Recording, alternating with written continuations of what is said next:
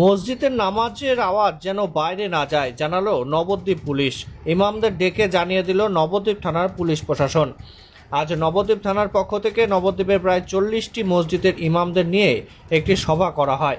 সূত্র মারফত জানা যায়, সেই সভায় জানানো হয় সরকারি আইন অনুযায়ী 65 ডেসিবেলের বেশি আওয়াজ যেন কোনো মসজিদ থেকে না আসে।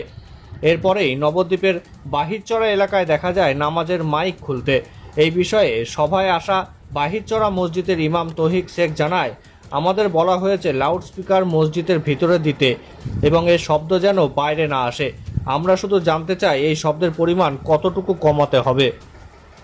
আরেকবার জানাই, মসজিদের নামাজের আওয়াজ যেন বাইরে না যায় জানালো নবদ্বীপ থানার পুলিশ। ইমামদের ডেকে জানিয়ে দিল নবদ্বীপ থানার পুলিশ প্রশাসন। আজ নবদ্বীপ থানার পক্ষ থেকে নবদ্বীপের প্রায় 40টি মসজিদের ইমামদের নিয়ে একটি সভা করা হয়। সূত্র মারফত জানা যায়, সেই সভায় জানানো হয় সরকারি আইন অনুযায়ী 65 ডেসিবেলের বেশি আওয়াজ যেন কোনো মসজিদ থেকে না আসে। এরপরেই নবদ্বীপের বেশ কিছু মসজিদ যেমন বাহিরচড়া এলাকায় দেখা যায় নামাজের মাইক খুলতে। এই বিষয়ে সভায় আসা বাহিরচড়া মসজিদের ইমাম তৌহিক শেখ জানায়, আমাদের বলা হয়েছে লাউডস্পিকার মসজিদের ভেতরে দিতে এবং এর শব্দ যেন বাইরে না আসে। আমরা জানতে চাই এই শব্দের পরিমাণ কতটুকু কমাতে হবে।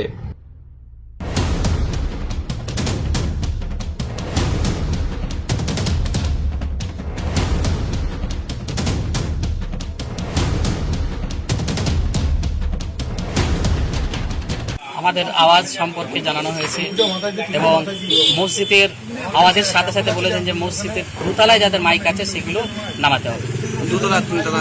দোতলা তিনতলা এবং মিনার যারা করে উপরে মাইক দিয়েছে সেই মাইকগুলো নামাতে হবে। তো আমাদের আবেদন ছিল যে মাইক আমরা না নামিয়ে সেখানে আমরা অল্প যদি সাউন্ড দিই তাতে হলো না, তাতে হবে না।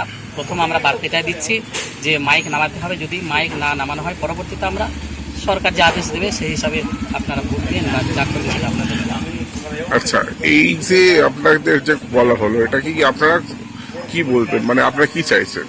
আমরা চাই যে যেহেতু নতুন সরকার গঠন হয়েছে, যাতে করে গ্রামে যেন কোনো রকমভাবে অশান্তি না হয়, সকলেই যেন অশান্তি না করে সুস্থভাবে যেন আমরা ইবাদত বান্দেগি যেন করতে পারি, আমরা এটাই চাই।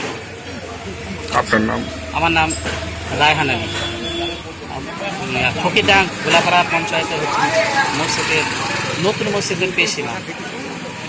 আরেকবার নামটা জোরে বলুন। মোহাম্মদ রায়হান আলী, ফকির।